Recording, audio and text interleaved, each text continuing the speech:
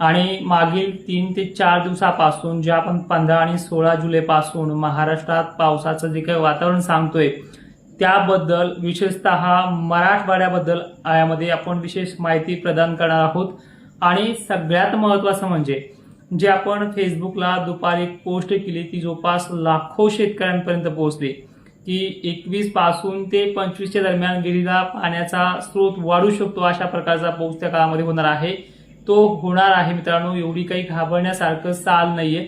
आणि एकंदरीत आता अनेक भागांमध्ये पाऊस एवढा पडला की ह्या 2च दिवसामध्ये त्या भागामध्ये जवळपास रान कोरडं पडलंय अशा पद्धतीच्या कमेंट्स सुद्धा येत आहेत। या सगळ्या गोष्टीचा आपण जाण ठेवूनच हे अंदाज वर्तवले आहेत। यामध्ये कुठल्याही पद्धतीचा मोठा फटका बसणार नाहीये। या सगळ्या गोष्टीची तुम्हाला यामध्ये शहानिशा करणार आहोत। व्हिडिओ फक्त शेवटपर्यंत पहा। अर्धवट माहिती आणि बरेच मित्र आमचे आपले व्हिडिओ घेऊन थंबनेलवरती काहीतरी भयंकर असं लिहित आहेत, तर त्या मित्रांना विनंती आहे तुम्ही बिंदास लिहा, काही इश्यू नाहीये। पण पाहणाऱ्यांना एक विनंती आहे की ते व्हिडिओ कमीत कमी शेवटपर्यंत पाहण्याचा प्रयत्न करा, कारण की सगळ्यांनाच आपण हे बंद करा ते बंद करा म्हणू शकत नाहीये। त्यांना त्यांचे काही राईट्स असतात ते त्या पद्धतीने ते काम करतायत। तर आता लक्षात घ्या 15 आणि 16 जुलैपासून परिस्थिती कशी असणार आहे त्याबद्दल एक नजर टाकूयात। राज्यात उद्या 11 जुलैला सुद्धा ढगाळलेली परिस्थिती होणार आहे, म्हणजे चांगल्या पद्धतीचं शिरवाळ वातावरण, टेम्परेचर थोडं कमी आणि पश्चिम महाराष्ट्र, खानदेशसह विदर्भ, मराठवाड्यामध्ये आभाळाच्या फळ्याच्या फळ्या उद्या पण निघणार आहे। आणि हो, गरमीच्या लेवल आणि वारं थोडं शांत झालं तर काही ठिकाणी स्थानिक वातावरणाचा फटकारा कुठे मोठे एखाद्या ठिकाणी पडू शकतो, अन्यथा ही उघडच आहे। पण यामध्ये 12-13 तारखेपर्यंत आभाळ हे अशा पद्धतीनं शिराळ सावली ह्या दोन्हीचं कॉम्बिनेशन आहे। आणि 13 तारखेला मात्र पूर्ण क्लिअर वातावरण आहे, भकास वातावरण वाटू लागेल। आणि त्याच भकास वातावरणाच्या दुसऱ्या दिवशी 14 तारखेला कोकणामध्ये पाऊस हा आगमन करतोय। तसा उद्याच्या 11 जुलैचाही पाऊस त्यामध्ये आगमन करतोय आणि तो पाऊस फक्त कोकणापुरता मर्यादित आहे। 1-2 ठिकाणी मुंबई सारख्या ठिकाणी तो जोर धरणार आहे। इकडे नागपूरला सुद्धा तुरळक ठिकाणी त्यावेळी पडू शकतो। पण 15 पासून आवर्जून हिंगणघाट, नागपूर, छत्रपती संभाजीनगर, विदर्भ, खानदेशमध्ये पावसाच्या सरी 15 तारखेला सुरुवात करतात आणि याच्यामध्ये जालन्याचाही परभणीचाही समावेश आहे। पण ही पहिल्या दिवसाचा जो काही पाऊस असेल लगे एकही गाव सुटणार नाही असं नाहीये, हा तिथे सुद्धा वातावरण पावसाळी तयार करणार आहे। बुरबुर, सटकारे वगैरे सुरू होतील, त्या तारखेपासून पिकं सुकायची कमी होतील। पण 15 आणि 16ला जवळपास 16 तारखेला तो मराठवाड्यामध्ये देखील प्रवेश करणार आहे, म्हणजे पहिल्याच दिवशी तो जालना, हिंगोलीच्या भागात तर प्रवेश करतोय, पण दुसऱ्या दिवशी नांदेड, परभणी, इकडे लातूर जिल्ह्यामध्ये, बीड जिल्ह्यामध्ये हलक्या ते मध्यम पावसाला त्यावेळी सुरुवात करेल। आणि ह्या 15-16 पासून ते 20 तारखेपर्यंत पाऊस हा दमदार, जसा मागच्या वेळेला 6-7ला काही ठिकाणी सटकरे बरे झाले होते त्या पद्धतीने आहे। पण 15 पासून पुढे पिकं सुकणार नाही अशा पद्धतीचं वातावरण आहे। मग हे वातावरण टप्प्याटप्प्याने वाढत जाईल आणि तुम्हाला मी त्या पोस्टनुसार परवा दिवशी पण सांगितले, व्हिडिओमध्ये पण सांगितले, त्याच माहितीनुसार 21 आणि 22च्या काळामध्ये पाऊस मोठं रूप धारण करणार आहे। ह्या वर्षी तो गेल्या वर्षीसारखा मोठा खंड नाहीये। गेल्या वर्षी 2 ते 3 जुलैला खंड सुरू झाला की डायरेक्ट 19 आणि 21 तारखेला पाऊस आला होता।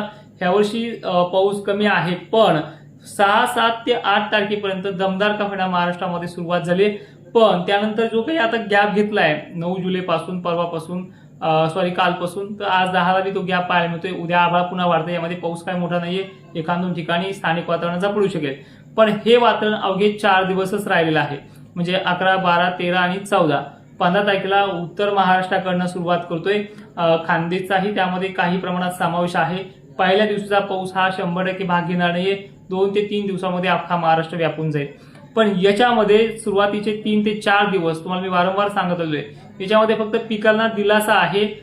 पेंडवलता काही ठिकाणी चांगला, तर उत्तर महाराष्ट्रात थोडा मोठा पण आहे, एका ठिकाणी वळणं पण भरतील।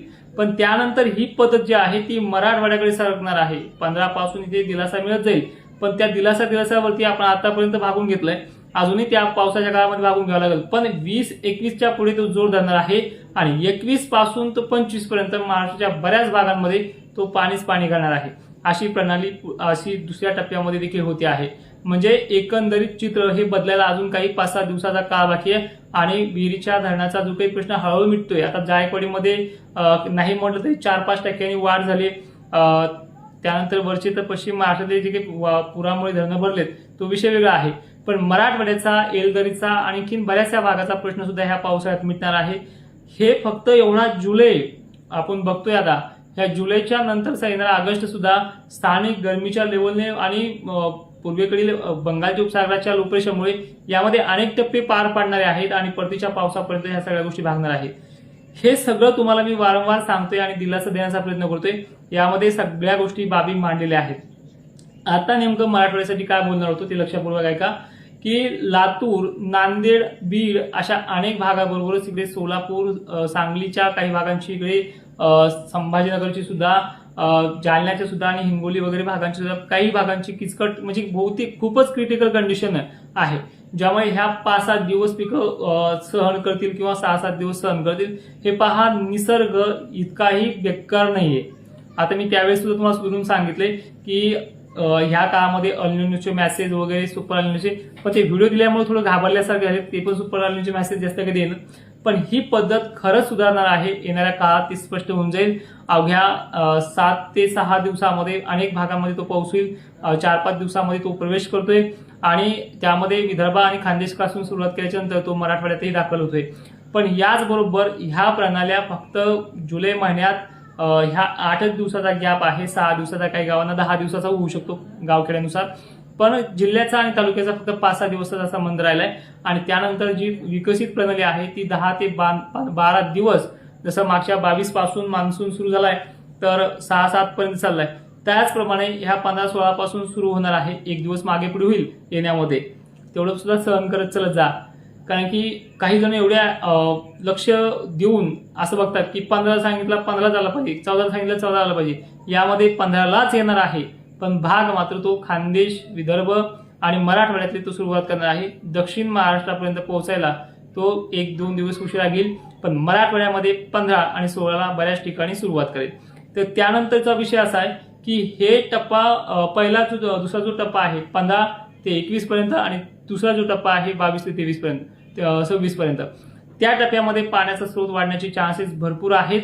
आणि एकंदरीत ह्या 2, 3, 4 महिन्यामध्ये जो काही पावसाळा होणार आहे त्यानंतर सुपर अल्निनोबद्दल मी तुम्हाला स्पष्ट भूमिका जी आहे ती तुम्हाला सांगणार आहे.